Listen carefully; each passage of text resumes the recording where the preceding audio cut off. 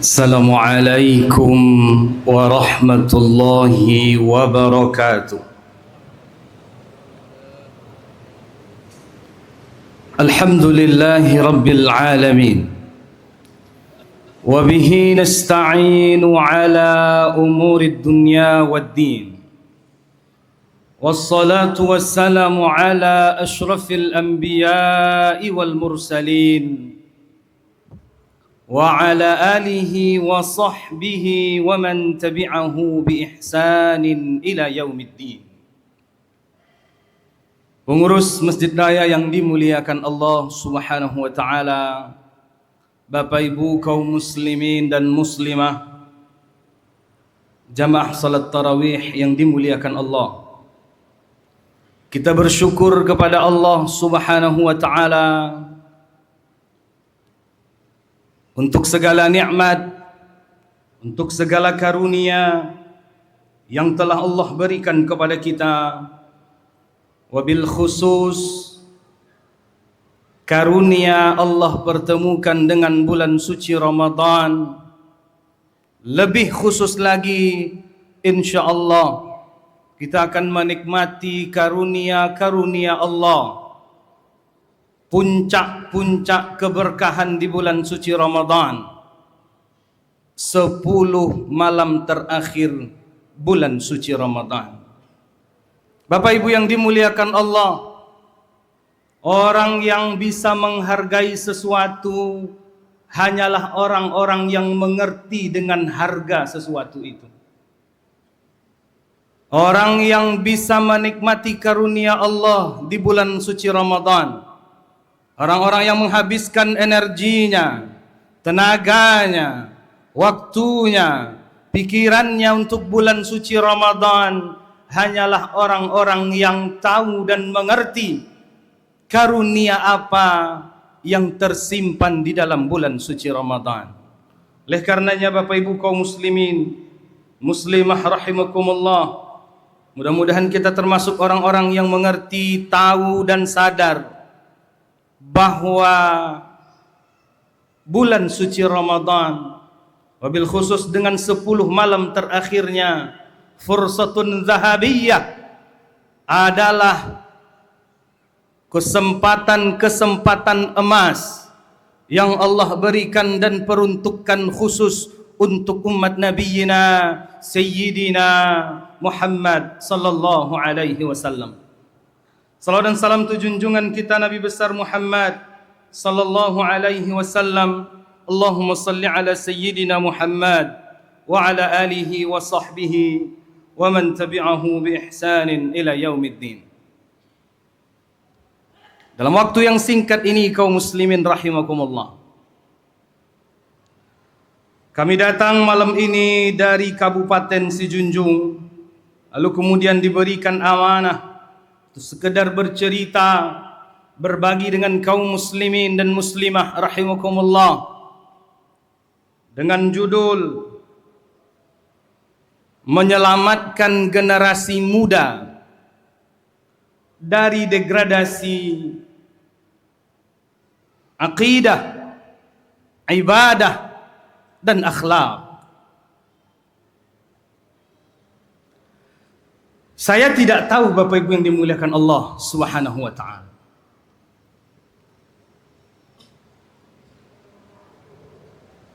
latar belakang pemilihan judul ini. Apakah generasi muda yang dimaksud muda dari segi umurnya, dan sebagian dianggap generasi tua juga karena umurnya?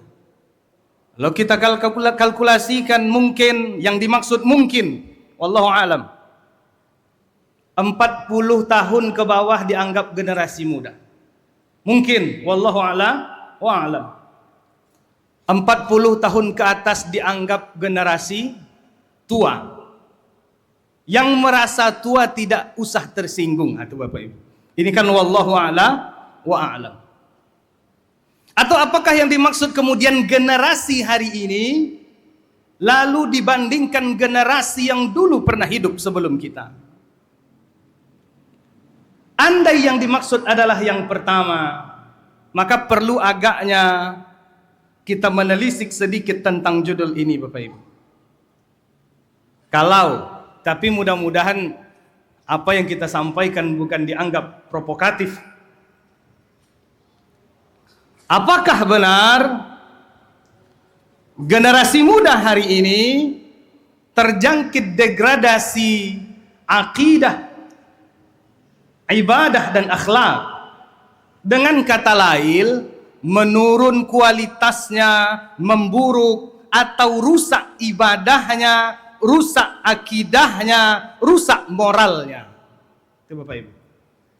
Ambo bertanya ke Bapak Ibu, apakah generasi hari ini rusak moralnya, rusak akidahnya, rusak ibadahnya? Kalau melihat di masjid kini, raso-rasonya yang jadi imam tadi anak muda atau orang tua, Bapak Ibu? Muda ya. Yang menjadi panitia orang muda atau orang tua? Lalu pertanyaan selanjutnya, apakah generasi tua ini sudah selamat akidahnya atau belum? Apakah generasi tua yang hari ini hidup telah selamat akhlaknya atau moralnya? Bisa jadi dia sebagai seorang pemimpin, dia sebagai seorang politikus, dia sebagai seorang pengusaha, dia sebagai seorang nenek mama di tengah kaumnya. Tapi Bapak Ibu yang dimuliakan Allah Subhanahu wa taala, tentu itu tidak akan diperdalam. Saya hanya ingin sedikit menelisik. Tentu ini mungkin kasus banyaknya generasi muda yang meskipun pada malam ini agak bertentangan, mana pengurusnya? Lebih banyak anak mudanya daripada generasi tuanya. Namun baiklah, Bapak Ibu yang dimuliakan Allah Subhanahu wa taala. Kita tidak mengeneralisir, banyak generasi tua yang selamat akidahnya, ibadahnya, moralnya, tapi tidak sedikit juga semakin tua semakin rusak perangainya. Generasi muda juga kita tidak memungkiri, banyak mereka yang tumbuh menjadi seorang imam, menjadi seorang hafiz, menjadi pengurus-pengurus masjid, panitia-panitia Ramadan, yang menjadi orang-orang yang menjaga lingkungannya, menghidupkan nilai-nilai keilmuan di tengah-tengah kaumnya. Namun mungkin sebagai alarm untuk kita semua bahwa generasi hari ini mesti menjadi bagian yang harus kita pertanggungjawabkan kelak di hadapan Allah Subhanahu wa taala. Karena tidak akan mungkin terlepas rusaknya generasi hari ini, tidak mungkin kita lepaskan dari peran, kepedulian, dan keprihatinan serta sikap yang real dari generasi yang hidup sebelumnya, Bapak Ibu yang dimuliakan Allah Subhanahu wa taala. Maka ketika berbicara cara untuk menyelamatkan generasi-generasi yang dalam tanda kutip melemah akidahnya, melemah, memburuk ibadahnya, rusak moralnya, mereka tinggalkan salat, bahkan hidup dalam kebohongan, penipuan dan kepalsuan serta kemaksiatan yang dianggap sebagai bentuk rusaknya akidah, rusaknya moral generasi yang akan hidup hari ini. Bapak Ibu kaum muslimin dan muslimah yang dimuliakan Allah Subhanahu wa taala. Tentu tidak mudah. Apalagi kalau kita bertanya siapa yang akan menyelamatkan? Siapa yang akan bertanggung jawab dengan segala kerusakan yang terjadi hari ini? LGBT yang merajalela, perzinahan di mana-mana, atau pengkhianatan terhadap amanah-amanah yang diberikan, korupsi yang menggerogoti negeri ini sebagai bentuk kerusakan moral, itu tidak hanya dilakukan oleh generasi muda, tetapi justru generasi-generasi tua juga banyak tersangkut di dalamnya, Bapak Ibu yang dimuliakan Allah Subhanahu wa taala. Maka yang ingin menjadi titik perhatian kita malam ini, Bapak Ibu yang dimuliakan Allah, justru dalam pandangan kami gharsul aqidah, penanaman tauhid adalah cara yang paling menentukan untuk menyelamatkan generasi dari segala bentuk kerusakan-kerusakan yang sudah kita sampaikan. Bapak Ibu yang dimuliakan Allah Subhanahu wa taala, akidah, ibadah, akhlak adalah satu kesatuan yang tidak bisa dipisahkan. Orang yang benar akidahnya, benar keimanannya kepada Allah Subhanahu wa taala, hidup dalam penjagaan Allah, hidup dalam syariat Allah Subhanahu wa taala, maka insyaallah dia akan tumbuh sebagai seorang hamba yang akan mengabdikan dirinya kepada Allah Subhanahu wa taala. Sebagaimana yang terus kita rutinkan, inna salati wa nusuki wa mahyaya wa mamati lillahi rabbil alamin.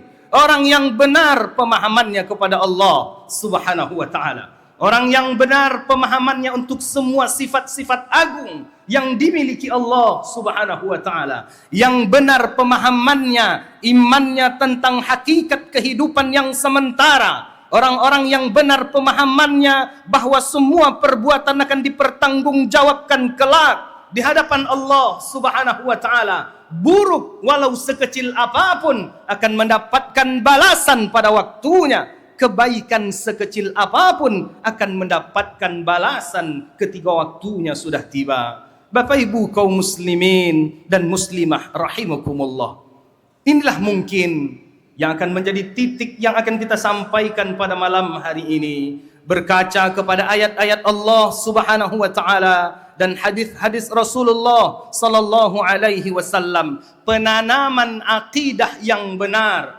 pengenalan generasi-generasi kepada tauhid, mentauhidkan Allah Subhanahu wa taala, meletakkan Allah pada satu-satunya zat, tempat berlindung, tempat meminta, tempat kita bersimpuh, beribadah hanya kepadanya.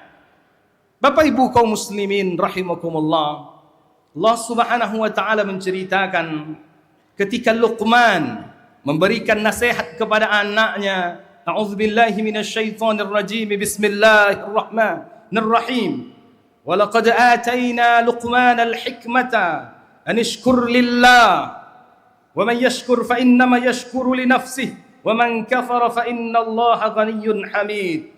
Allah puji Luqman dengan karunia yang sudah Allah berikan kepadanya, ilmu dan hikmah.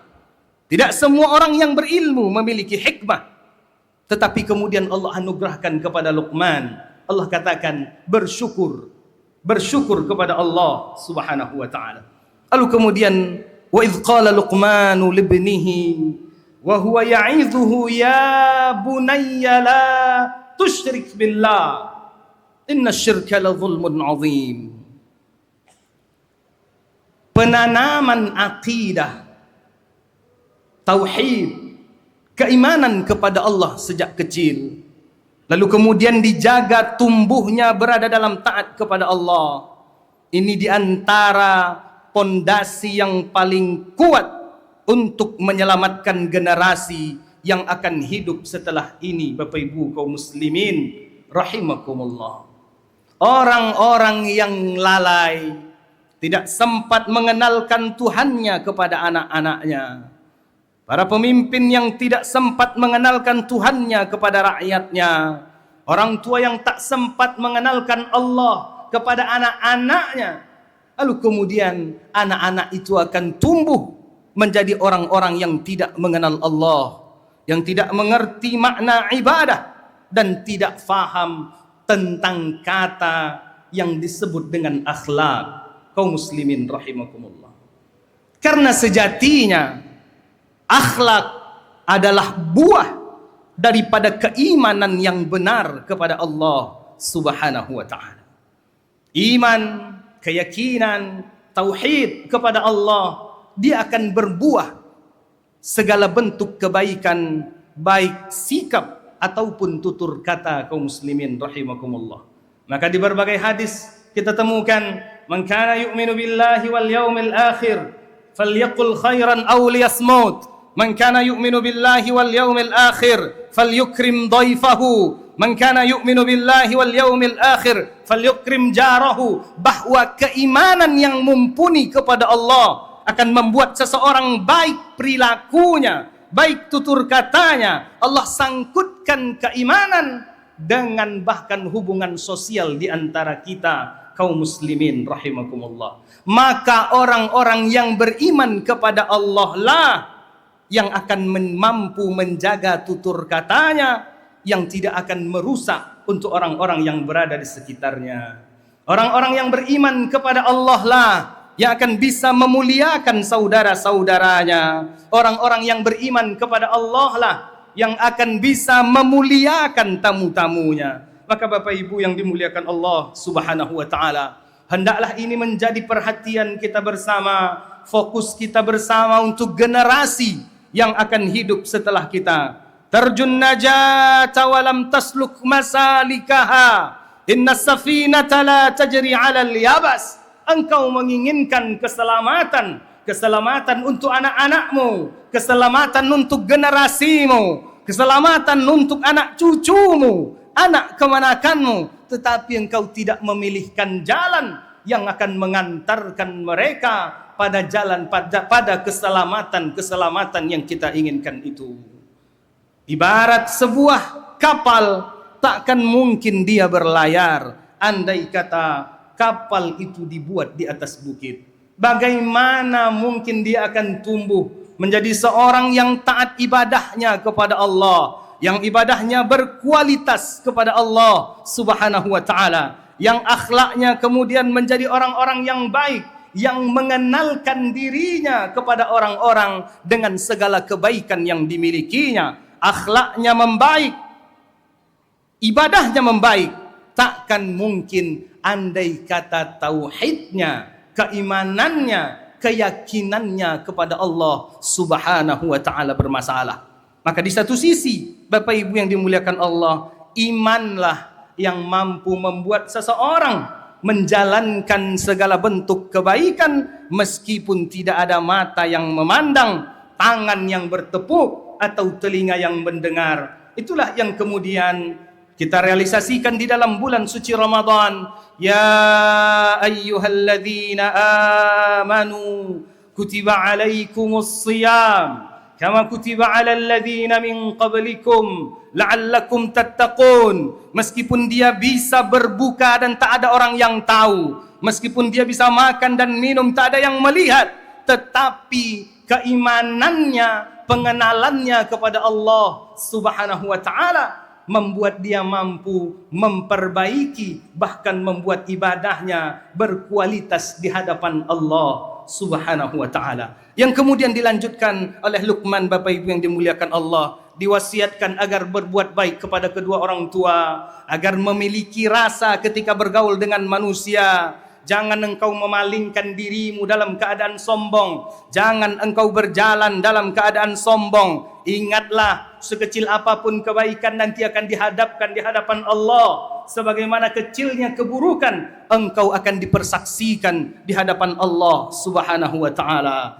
Dan ketika engkau berbicara, jangan engkau keraskan suaramu sebagai isyarat bahwa kata-kata dengan nada keras adalah bentuk perilaku buruk yang tidak pantas disandarkan kepada seorang yang beriman kepada Allah Subhanahu wa taala. Setelah akidahnya benar, pengenalannya kepada Allah benar, imannya kepada Allah benar, lalu kemudian baru dinasihatkan dengan salat, zakat dan berbagai ketaatan lainnya, Bapak Ibu yang dimuliakan Allah. Mudah-mudahan ini menjadi perhatian kita bersama. Jangan pikirkan dulu tentang karirnya, tentang tanah yang akan dimiliki, tentang rumah yang akan menjadi tempat tinggalnya, sebagaimana yang dicontohkan oleh Sayyidina Ya'qub ketika beliau akan meninggal. Ma ta'buduna min ba'di, andai orang tuamu, andai kami nanti tidak ada, akankah engkau senantiasa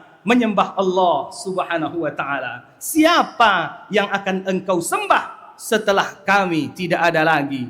Isyarat bahwa penanaman akidah tauhid yang benar adalah pondasi utama untuk menyelamatkan generasi yang akan hidup setelah kita kaum muslimin rahimakumullah. Maka orang yang hadir i'tikaf, hadir membaca Al-Quran, mengeluarkan sebagian rezekinya, itu adalah buah daripada keimanan yang benar, pengenalannya yang sempurna kepada Allah Subhanahu wa taala. Mudah-mudahan bermanfaat. Wabillahi taufiq wal hidayah. Wassalamu alaikum warahmatullahi wabarakatuh.